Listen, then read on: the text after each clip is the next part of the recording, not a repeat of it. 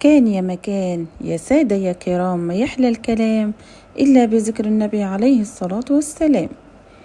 حكايتنا النهاردة حكاية من أجمل الحكايات، حكاية قاطع الخيزران. في يوم من الأيام عاش قاطع الخيزران مع زوجته في كوخ قديم، وكان كل صباح بيروح للغابة يقطع الخيزران ويصنع منه هو وزوجته حاجات كتيرة مختلفة وجميلة يبيعها في السوق.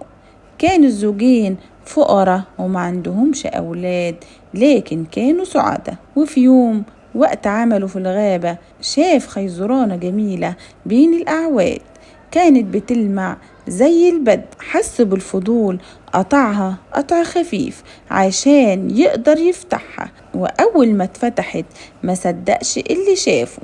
شاف بنت صغيرة حجمها قد صباع ايده، وكانت أجمل طفلة شافها في حياته. وبسرعة قرر إنه ياخدها لزوجته.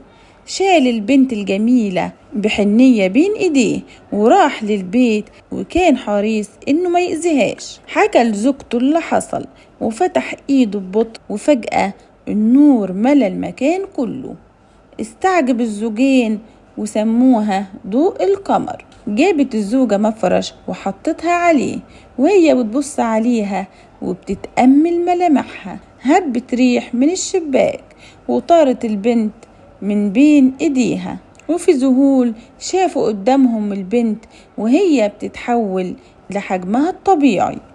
بص الزوجين لبعض بدهشة. وفي الصباح راح الراجل للغابة مرة تانية. أول ما قطع الخيزران شاف دهب، فعرف إنه ضوء القمر جابت معاها ثروة كبيرة، وأصبح كل يوم يرجع بقطعة من الدهب. أصبح الزوجين من الأغنياء، وقدموا لضوء القمر أفضل الطعام ولبسوها أغلى الملابس. عدت أشهر وكبرت بسرعة، وبعد فترة أصبحت ضوء القمر شابة جميلة، وكان شعرها أنعم من أغلى الحرير، وعينها بيلمعوا زي النجوم، وبشرتها ناعمة زي الريش، وابتسامتها أشد بريق من القمر. كان قاطع الخيزران قلقان لأن أهل القرية بدأوا يسألوا عن البنت الجميلة. وفي ليلة نامت ضوء القمر، وفي ليلة وهي نايمة ضوء القمر اتكلم الزوج لزوجته وقال لها إنه قال للجميع إنهم لقوها في الغابة وأخدوها علشان يرعوها، وكبرت وأصبحت بنت جميلة جمال لافت. قالت الزوجة أنا عارفة إنها مش هتفضل معانا للأبد، لازم في يوم هتتجوز وتسيبنا. وفي اليوم التاني قال لبنته إن خطاب كتير بيطلبوا إيديها. قالت ضوء القمر لا يا أبي، أنا مش هعيش بعيدة عنك. ليه عايز تبعدني؟ قال لها أنا مش عايز أفرقك، لكن مش هتفضلي عايشة معانا على طول. أنا بحبك، لكن الحب مش معناه الأنانية. لازم أسيبك تعيشي حياتك، وأنا مش هغصب عليكي تتجوزي أي شخص ترفضيه، لكن قبليهم على الأقل. في اليوم التاني جه 5 من الخطاب، ومن كتر جمالها ما قدروش يشيلوا عينهم عنها. بصت ليهم من غير ابتسامة وكلمتهم من غير حماس، وقالت أنا هطلب منكم أشياء في أماكن مختلفة، ومش هتجوز أي شخص إلا اللي يقدر يجيب الحاجات دي. طلبت من الخاطب الأول وعاء صخري من راهب في الهند، ومن الخاطب التاني فرع من الشجرة الوحيدة اللي على قمة أعلى الجبل في البحر الشرقي.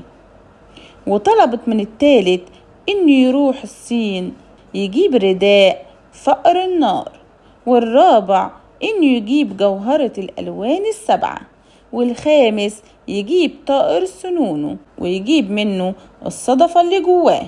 كانت ضوء القمر عارفة إن المهام دي مستحيلة، لكن كانت الطريقة الوحيدة عشان تفضل مع أبوها.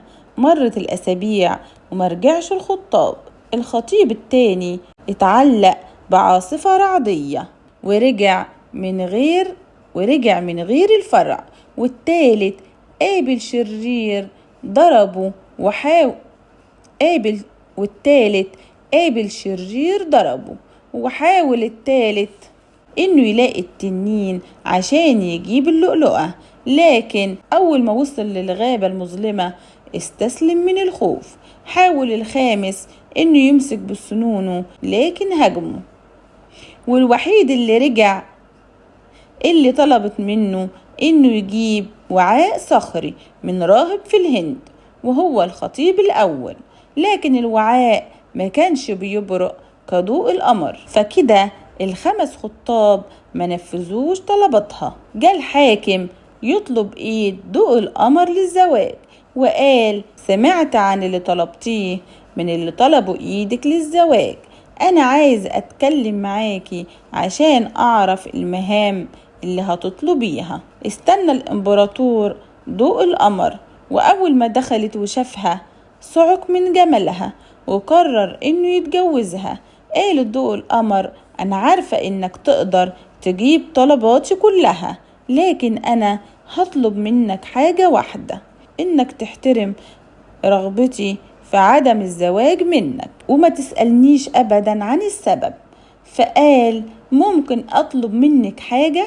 ممكن اتشرف بصداقتك؟ اصبح الامبراطور صديق ليها.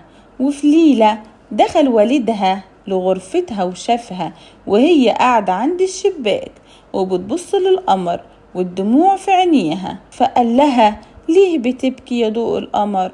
قالت فيه حلم بشوفه باستمرار كل ليلة بحلم اني بروح بعيد عند القمر مع سكانه، وامبارح قال صوت ان الاوان قد حان وفي اليوم 15 هياخدوني.